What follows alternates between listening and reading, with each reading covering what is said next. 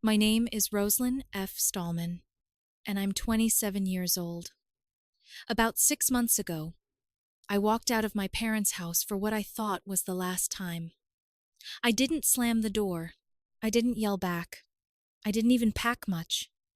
Just a duffel bag with a few changes of clothes, my laptop, and the kind of silence that only comes after someone has finally run out of reasons to stay. My mother had shouted, "Get out and never come back, one less mouth to feed." So I did exactly what she said. And now, 6 months later, I was sitting on the couch in my new apartment, staring at my phone as it buzzed nonstop with calls and messages from my parents. Their names flashed across the screen like a bad joke, like the past had learned how to ring. It was almost funny. Almost. But let me back up, because if you are hearing this, you are probably wondering how a daughter gets from helping her family every month to being treated like an enemy the second she stops paying. Growing up, my parents were not exactly warm. I would not say they were openly cruel every day, but love in our house had conditions. You earned peace by being useful. You earned approval by not needing anything. I was the responsible one, the dependable one, the daughter who never rebelled, never got into trouble, never gave them a reason to complain. My older sister, Zara, was different. Zara was the golden child. She could do no wrong, even when she was doing almost everything wrong. She dropped out of college, and my parents said she was just finding herself. She got fired from 3 jobs in a row, and my father said corporate people didn't appreciate creative minds. She moved back home at 30 with no job, no plan, and no real urgency, and my mother said times were tough for everyone. Meanwhile, I got my first job at 16. I put myself through college with scholarships, part-time work, and the kind of exhaustion nobody at home ever asked about. After graduation, I started working in finance and built a stable life because stability was the only thing I had ever been able to control. I never asked my parents for a dime, but Zara did. And when my parents started struggling with their mortgage, guess who was expected to pick up the slack? Me. At first, I didn't complain. I had the money, and they were my parents. They never demanded it directly in the beginning. They were smarter than that. My mother would sigh dramatically when I visited, and mention how hard things had been lately. My father would say casually that Zara was trying so hard, but just needed more time to get back on her feet. I knew what they were doing, and I let them do it. First, it was utility bills, then groceries, then a temporary contribution to the mortgage, temporary stretched into every month. Soon, I was paying for almost everything except their car payments, while Zara sat around the house, scrolling on her phone, ordering takeout, and acting like a guest in the home I was helping keep. I told myself families help each other. But 6 months ago, everything came to a head. It was a Sunday afternoon, and I had just finished one of the longest work weeks of my life. I stopped by my parents' house like I usually did, carrying a few bags of groceries because I knew they would have forgotten to shop, and then somehow made that my fault too. I walked in and immediately felt it. My mother was sitting in the living room, arms crossed, lips pressed into that thin line she always got when she had already decided I was guilty. Zara was on the couch as usual, completely unbothered, tapping away on her phone. My father stood in the kitchen, shaking his head like he was disappointed in me for something I did not even know I had done yet. I barely had time to say, "Hey," before my mother launched into it. "We need to talk, Rosalind." That was never a good sign. I set the grocery bags down slowly. "About what?" My father stepped forward. "We've been talking, and we think it's time you contribute more." I stared at him. "More?" "You make good money," he said. "And it's not fair for us to be struggling while you're living on your own, spending your paycheck however you want." For a second, I honestly thought I had misheard him. "I already am contributing," my mother scoffed. "A few bills here and there. That's nothing compared to what we need." My hands curled at my sides. "I've been covering the mortgage for the past 2 years. That's not nothing." Zara finally looked up from her phone and rolled her eyes. "Come on, Rose. They've done a lot for us. It's just money." I turned to her slowly. "Us? I don't see you paying for anything." That was when my mother snapped her head toward me. Don't talk to your sister like that. She's trying her best. I let out a humorless laugh. Really? Because from where I'm standing, all she's trying to do is set a world record for doing absolutely nothing. My father's voice cut through the room, sharp and cold. We're asking you to step up. The house is too much for us to handle alone. If you were a good daughter, you would take responsibility. Something inside me cracked right then. Not loudly. Not dramatically. Just cleanly. I had given them years of money, patience, silence, and excuses. And somehow, it still was not enough. I looked at my father, then at my mother, then finally at Zara, who had already gone back to her phone like this was just another family meeting where everyone agreed I would pay and she would breathe. Let me get this straight, I said, my voice dangerously calm. You want me to take over the mortgage completely, pay for everything while Zara continues doing nothing, and somehow none of you see anything wrong with that? My mother's lips thinned. We just thought, as our daughter, you would want to help your family. And what exactly is Zara? I asked. A decorative lamp? Zara sat up then, glaring at me. I hate when you act like you're better than me. I didn't ask for any of this. No, I said, grabbing my bag. But you sure benefited from it. My mother stood so fast, the chair behind her scraped against the floor. If you walk out that door, don't bother coming back. The room went still. For years those words would have terrified me. I would have apologized. I would have softened my voice. I would have found a way to make myself smaller so the family could keep pretending this was normal. But that day, I was tired in a way sleep could not fix. I stared at her for a long moment, and then I smiled. Okay, I said. That was all. No dramatic speech. No screaming. No begging them to understand. I walked out, closed the door behind me, and stood on the porch for a few seconds with the afternoon sun on my face. My heart was pounding, but for the first time in years, the fear had space around it. I ignored the first calls, then the texts, then the voicemails. That night, I stayed at a hotel. The next week, I signed a lease on a small apartment across town.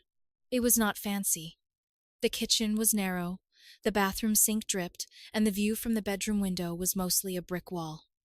But it was mine. No one sighed at me from the couch. No one asked me for money while insulting me. No one treated my paycheck like family property. For 6 months, I lived quietly. I worked. I cooked for myself. I bought a couch I liked.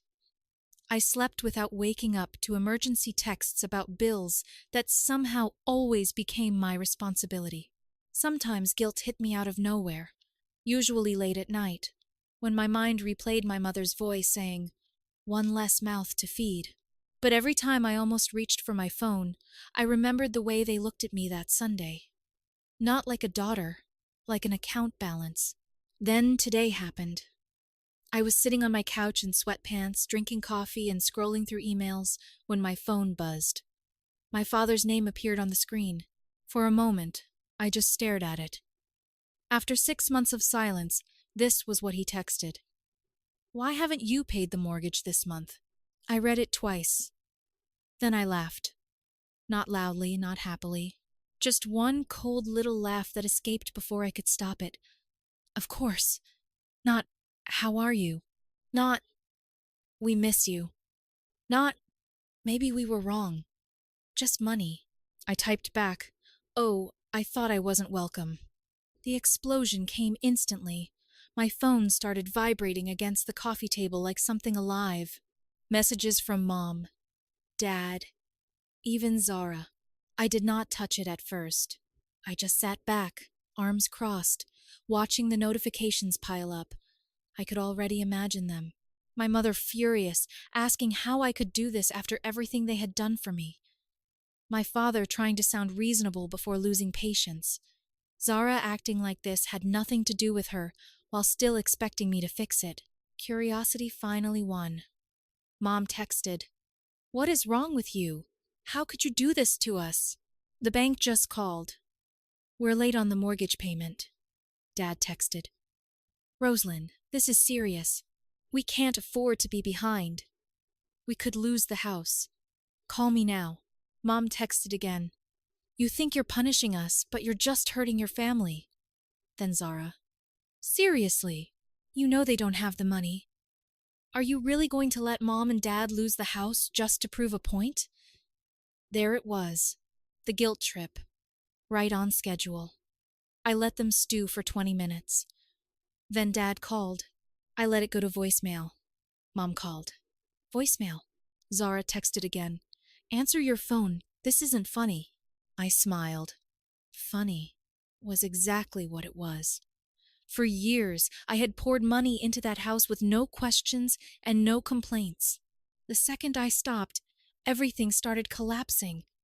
So what had they been doing all this time? Did they ever have a plan? Or was I the plan?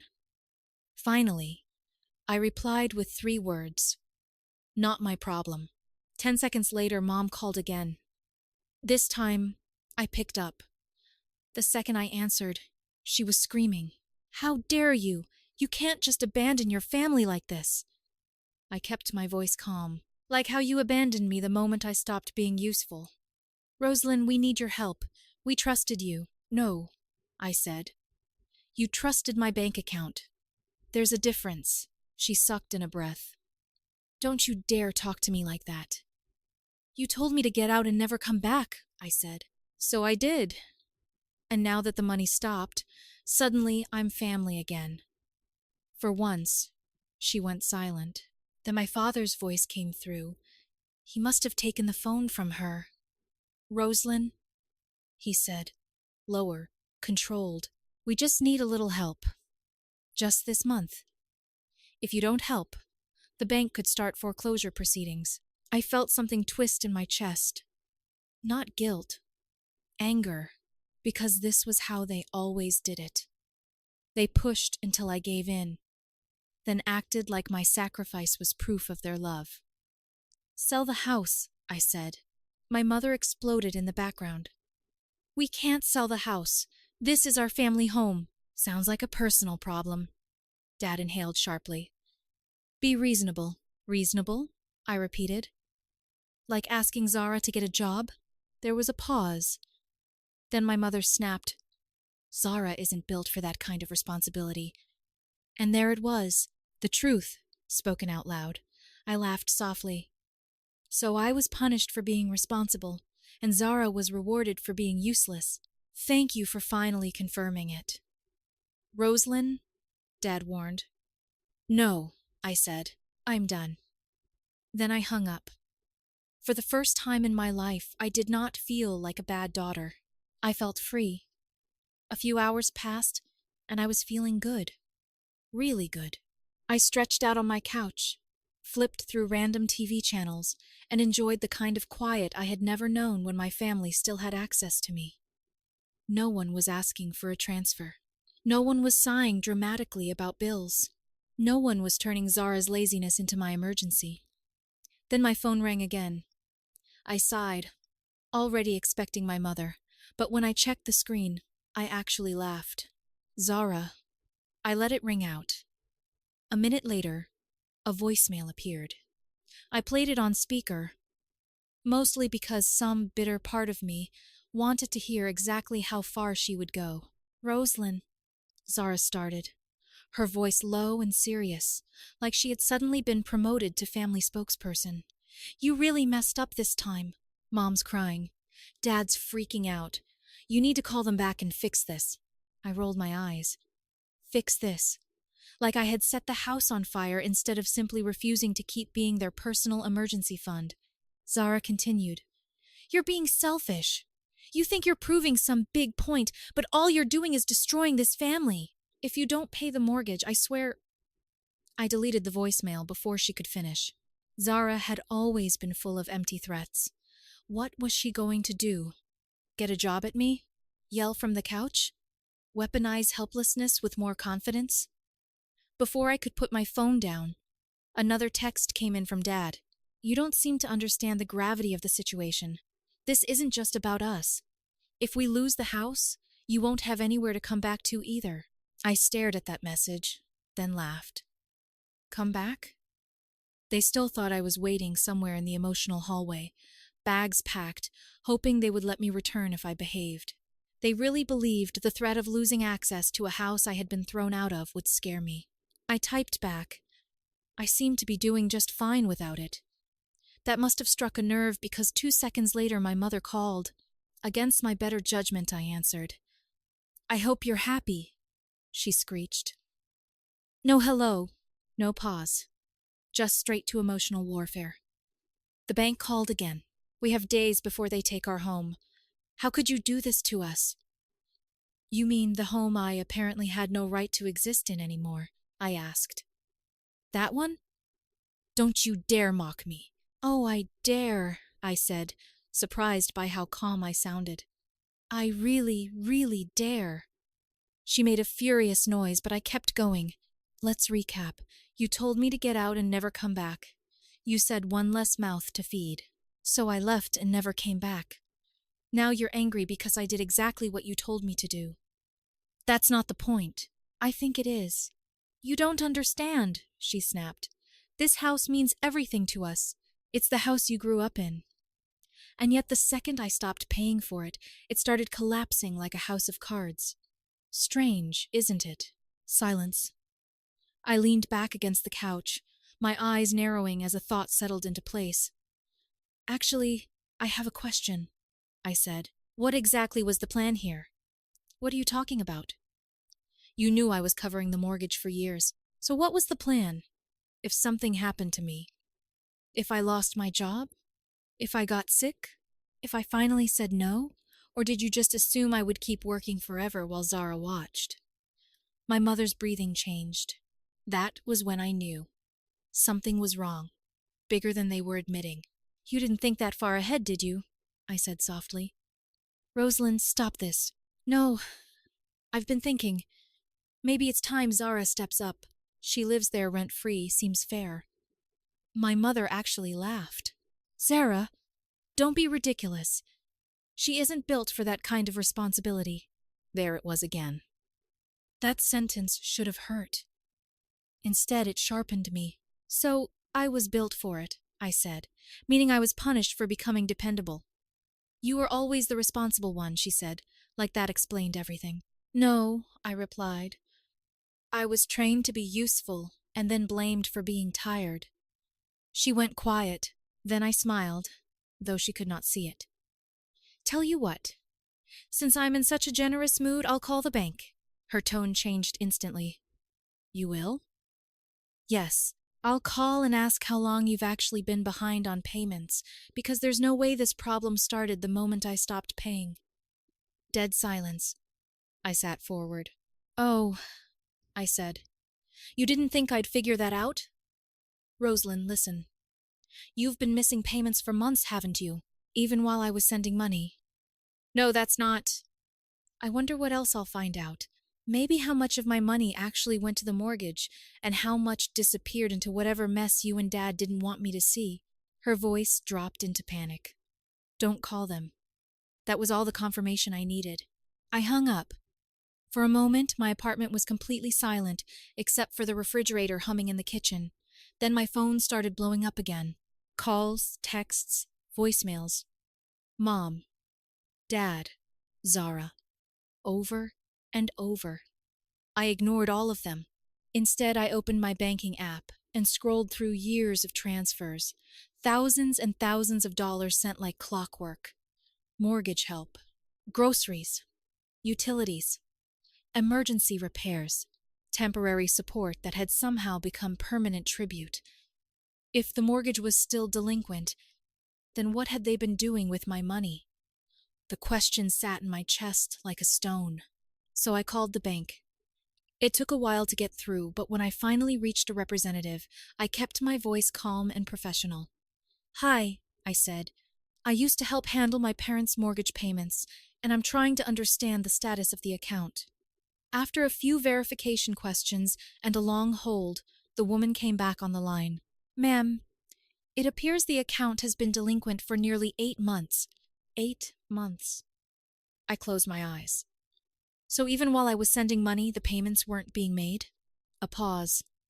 That appears to be correct. I thanked her, ended the call, and sat there with the phone in my hand. 8 months. They had not just used me.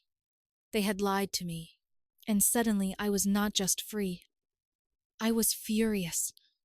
I called Zara first, not because I expected honesty from her, but because I wanted to hear what kind of excuse she would build when the truth was finally too heavy to hide under the couch cushions with the rest of her ambition. The phone barely rang once. Finally, she snapped, "Do you have any idea what you're doing to this family?" "Quick question," I said, cutting straight through the performance. "Where do you think all the money I sent went?" Silence. I pictured her sitting in the living room, probably in the same corner of the couch she had claimed as her personal throne, suddenly looking up because this was not the line she had rehearsed. "What are you talking about?" she asked. "The bank says the mortgage has been delinquent for nearly 8 months. Another pause, longer this time. "So," I continued, keeping my voice soft because softness somehow made it sharper, "while I was sending money every month, the payments still were not being made. Where did the money go, Zara?" "I don't know. You live there." "That doesn't mean I know their finances." "No," I said. "It just means you benefited from them." She exhaled angrily.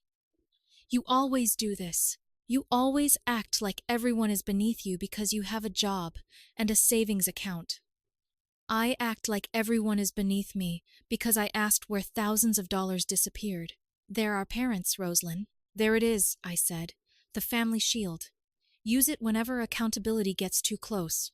"You're being cruel." "No, I'm being accurate." Her voice lowered. "Mom is falling apart. Dad hasn't sat down all day. You don't understand what it's like over here." I almost laughed. "You're right. I don't. Because when things fall apart in my life, I fix them myself." "That's not fair. You want to talk about fair?" I sat forward, my hand tightening around the phone. "Fair would have been you getting a job years ago. Fair would have been Mom and Dad telling me the truth. Fair would have been someone asking if I was okay before asking me for money." She said nothing. For one brief second, I thought maybe something had landed. Then she ruined it. "So what, you're just going to let them lose everything?" "No, Zara. They lost it themselves. I'm just refusing to pay for the funeral." She made a sound of disgust. "You've changed." "No," I said. I finally stopped cooperating. I hung up before she could answer. "Almost immediately," Mom texted. "We need to talk right now," I replied. "Oh, now I'm part of the family again. That's cute." She texted back so fast I knew she had been staring at the screen. "Stop this. You're ruining everything." I stared at those words. Ruining everything. Not the missed payments. Not the lies. Not the way they had taken my money for months while letting the house slide toward foreclosure. Me. Somehow, even the truth was my fault because I had dared to find it. Dad called next. I let it ring twice, then answered. His voice was different this time. Smaller. "Roslyn, Dad. We need to handle this like adults." That would be new for everyone. He sighed, and for once there was no sharpness in it. Just exhaustion. "I know you're angry. You stole from me." "We didn't steal. You took money for the mortgage and didn't pay the mortgage." "What do you call that?" He did not answer. The silence stretched so long I could hear him breathing on the other end. Finally, he said, "Things got complicated." "Complicated how?" "Your mother had expenses. Zara needed help. There were repairs, credit cards. It just got away from us." "It got away from you for 8 months? We thought we could catch up, with my money." He swallowed. Yes, there it was. Not a full confession, not justice, but close enough to truth that I felt something inside me unclench. I had not imagined it.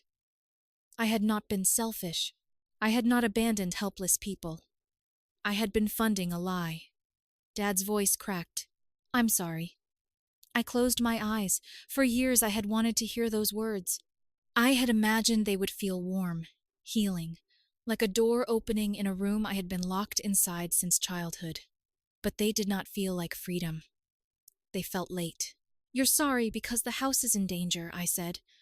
"No, I mean it. Maybe you do, but that doesn't change anything." "Please," he whispered. "We'll pay you back. We'll make it right. Just help us this once. Don't let us lose the house." I looked around my apartment, the narrow kitchen, the secondhand coffee table, the plant by the window I had somehow managed to keep alive. Nothing here was fancy. Nothing here had family history carved into the walls. But everything here was honest. Every bill was mine. Every silence belonged to me. "No," I said. "Rosalind." "No, Dad. You're going to learn how to deal with this without me." "They could foreclose. Then you'll figure out your next step."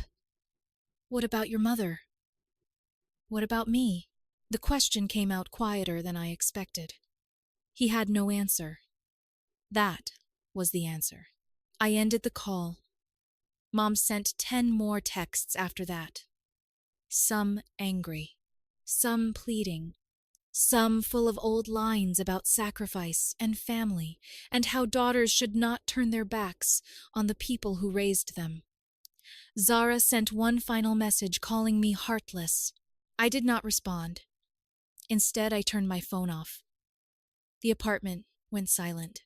Not the tense silence of my parents' house, where every quiet moment was just a storm waiting for the right target. This silence was clean, empty in a way that made room for breath.